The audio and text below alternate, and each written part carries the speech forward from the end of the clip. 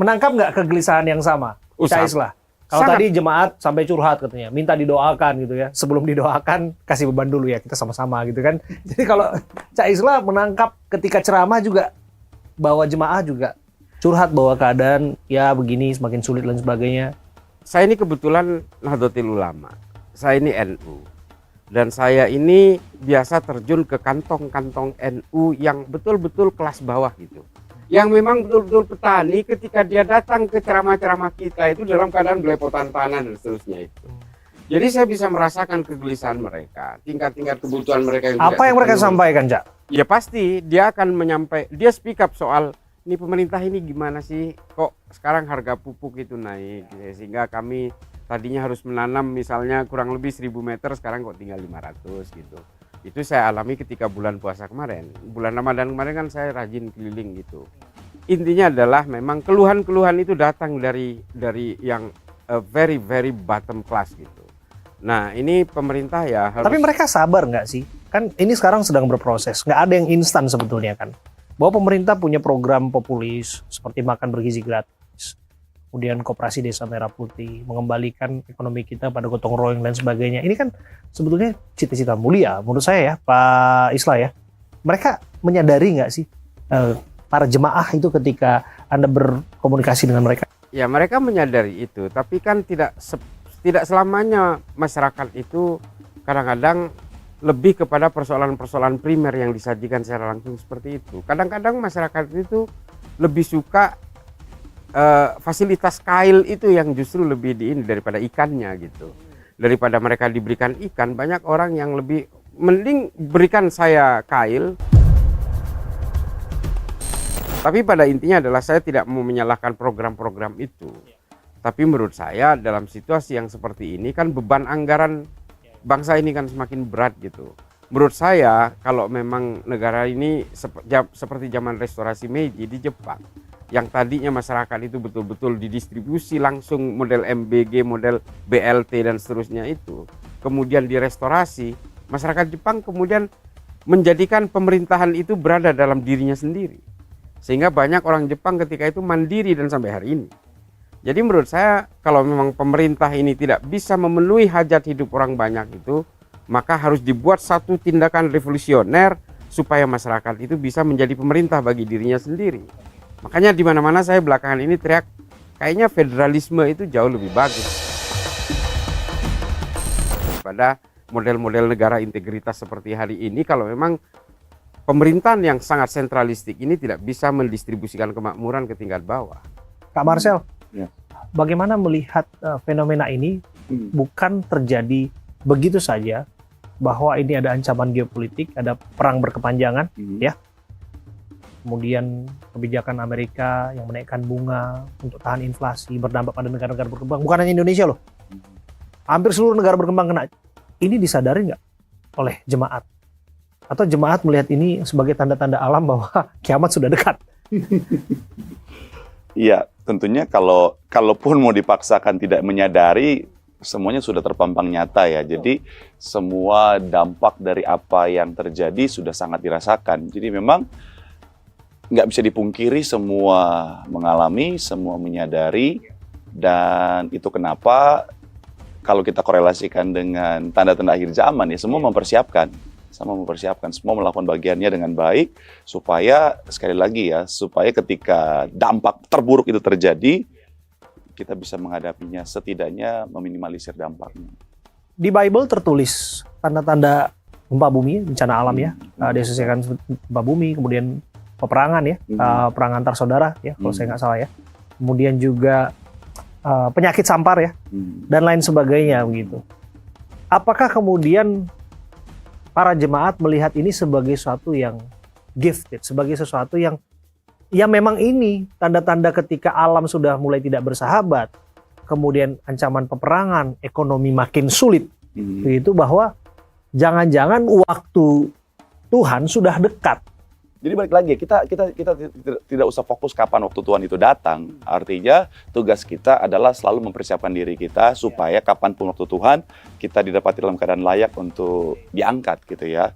Artinya balik lagi, kita memang melihat surga, fokus surga, tetapi jangan juga melupakan dunia. Artinya selama kita di dunia, lakukan bagian kita dengan baik, apapun posisi kita. Kita sebagai masyarakat, kita sebagai pemerintah, makanya sangat disayangkan kalau ada orang-orang yang sudah dipercayakan. Kita kan sebagai masyarakat, contohnya kalau saya boleh pinjam tadi kalimat Cak Islah, kita sudah memilih, kita sudah mempercayakan, mari pegang tanggung jawab itu dengan baik. Karena di dalam pilihan itu ada harapan, dan pertanggungjawaban itu bukan hanya kepada kami yang memilih, tapi juga kepada Tuhan yang memberikan kepercayaan. Ya, kalau bicara soal harapan ya, di Bible juga kan tertulis bahwa masa depanmu tidak akan hilang dan harapan ada, kira-kira begitu ya? Iya, enggak sih namanya Abraham. Ya, kalau bicara soal pengharapan kan itu selalu ada. Yes. Ya. Tapi bicara soal kekhawatiran itu fakta dan dialami oleh semua orang begitu ya. Dikatakan kekhawatiran tidak akan menambah sehasta jalan hidupmu. Tapi bagaimana hari ini Anda sebagai seorang tokoh gereja ya, tokoh agama, berbicara kepada publik? Saya rasa informasi ini bergizi ya Pak ya, dimanfaatkan, bisa diterima oleh semua kalangan. Memastikan bahwa kekhawatiran itu perlu di-maintain ya, perlu tidak perlu khawatir terlalu banyak terhadap persoalan-persoalan yang ada di depan mata. Balik lagi, kenapa seseorang itu bisa khawatir? Karena seringkali karena sesuatu itu di luar dari kemampuannya dia. Artinya, kenapa dia khawatir?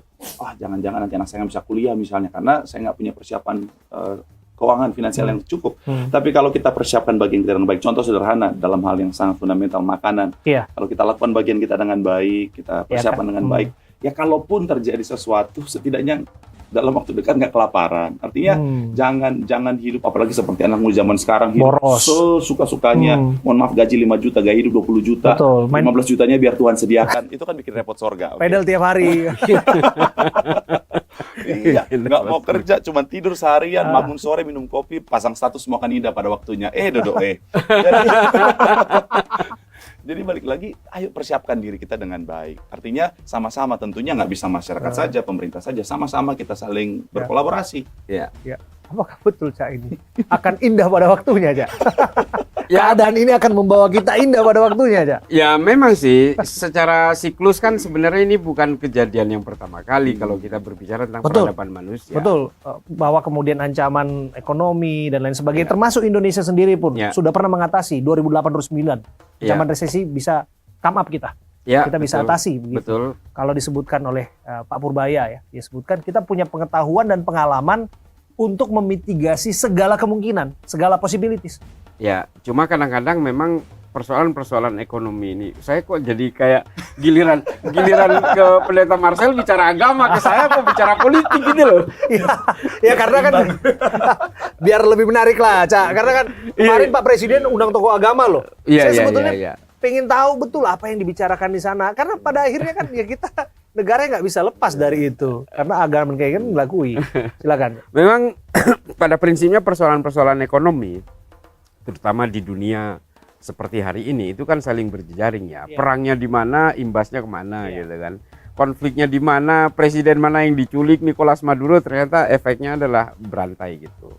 Memang dunia hari ini secara geoekonomi dan geopolitik itu memang semuanya mau tidak mau, direct or indirect, pasti akan terpengaruh oleh berbagai gerakan-gerakan politik di seluruh dunia itu. Tapi persoalannya adalah setiap zaman itu kan memiliki mitigasinya sendiri dengan segala persoalan dan kompleksitasnya gitu. Yang menjadi masalah adalah persoalan kita di 98 dan persoalan kita di 2010, di 2011 waktu terjadi mortgage crisis gitu secara global itu. Dengan hari ini kan penyebabnya berbeda, tantangannya berbeda, tentu saja solusinya pasti berbeda. Nah ini kan tidak bisa kemudian bahasanya Pak Purbaya ini dikatakan kita punya gambaran tentang mitigasi tahun 98 dan mitigasi tahun 2011 kita terapkan hari ini belum tentu formula yang pas.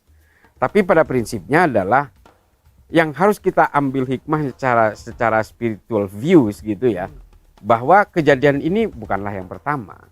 Manusia di bumi ini mengalami krisis berkali-kali dan mereka akan mengatasi semua. Karena setiap manusia itu ada zamannya. Setiap zaman kan ada manusianya. Jadi mereka punya kawan dan lawannya sendiri, punya tantangannya sendiri. Dan di bawah kolong langit ini tidak ada yang abadi. Demikian itu kayak ucapan-ucapan banget. Tapi pada prinsipnya kalau buat saya sih apa yang dikatakan oleh Pendeta Marcel, semua akan bahagia dan indah pada waktunya, ya itu pasti akan terjadi. Pasti akan terjadi. Meskipun kita harus melewati berbagai barrier dan obstacle yang harus kita hadapi ke depan. Orang bilang tuh jangan kasih harapan semu. Orang lagi susah dikasih harapan tuh ketika jatuh, waduh sakitnya. Dodo gitu. Tapi satu-satunya hiburan buat manusia itu adalah hope. Selain wish. Okay. Tapi pasti ada hope. Kalau nggak ada hope, ya manusia akhirnya bunuh diri. Itu orang-orang yang bunuh diri itu kan adalah orang-orang yang putus asa. Menurut saya, memang kita tidak boleh berputus asa. Kita harus selalu punya harapan. Kita harus punya target gitu. Saya sudah melewati berbagai roller coaster kehidupan ini. Saya melewati berkali-kali. Dan saya bisa melewati itu karena saya punya hope. Orang nggak peduli dia jatuh berapa kali pun. Yang penting ketika dia jatuh, dia bisa bangun. Dan bangsa Jadi ini kan kayak sudah terbukti. motivator. Ayat Alkitab itu. Jatuh tidak sampai tergeletak. Dan Ya, jangan betul. salah, saya adalah pembaca Alkitab. Saya baru menamatkan The Other Prophet, Oh, Jesus in the Quran. oke. Penulisnya satu orang Islam, satu orang Kristen, Klaus von Stock namanya. Oke. Dengan Muhammad. Jadi saya mencari tahu banyak, nggak bakal login sih, enggak. Iya, iya. Tapi saya hanya ingin mempelajari semua agama-agama itu, bukan mencari perbedaannya, tapi mencari persamaan. Itu menarik. Dan persamaan yang bisa dirasakan adalah bahwa selain kita satu bangsa, satu tanah air, satu bahasa hari ini, kita menghadapi persoalan yang sama. Itu jelas. Dan bagaimana negara harus bersikap untuk memastikan bahwa ancaman itu bisa diatasi. Ya. Hari ini kok saya merasa kita bicara tentang angin surga. Ini hal yang bagaimana kita melihat sesuatu secara spiritual, mengembalikan ke basic. Kalau bahasa boleh saya pinjam, kembali ke kitohnya. Toh Mungkin itu kok yang karena ini lebaran, Hmm. bukan hitoh mungkin, fitroh. Fitroh yang paling pas. Fitroh, kembali ke fitroh, kembali ke suci. Harapannya demikian. Tapi balik lagi, ketika kita kembali ke fitroh, ancaman nggak mendadak hilang. Gitu loh, Cak. Terus gimana kita? Ya kalau kita melihat dengan berbagai situasi hari ini, Iya. memang kita ini orang person by person Iya, gitu ya. Saya, Pak Pendeta Marcel dan juga Abraham. Saya kira memang yang dibutuhkan adalah ya daya tahan saja. Daya tahan ya. Yang penting endurance-nya harus Oke. kita jaga, dan menurut saya kita harus bisa menjaga keluarga. Iya.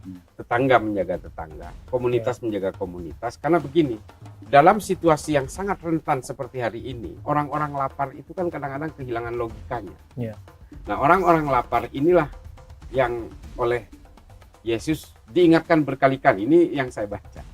Diingatkan berkali-kali bahwa ketika orang lapar memang dibutuhkan kesadaran berlebih. Kesabaran berlebih dan kesadaran berlebih. Karena begini, kenapa ritual puasa ada di setiap agama? Semua agama punya ritual ini. Jadi karena memang pada posisi lapar itulah nafsu kita diuji, emosional kita diuji. Nah, pemerintah harus sadar dengan situasi lapar yang dialami rakyatnya ini. Kalau memang ternyata orang lapar ini berteriak kencang, ya pemerintah juga jangan menangkap mereka.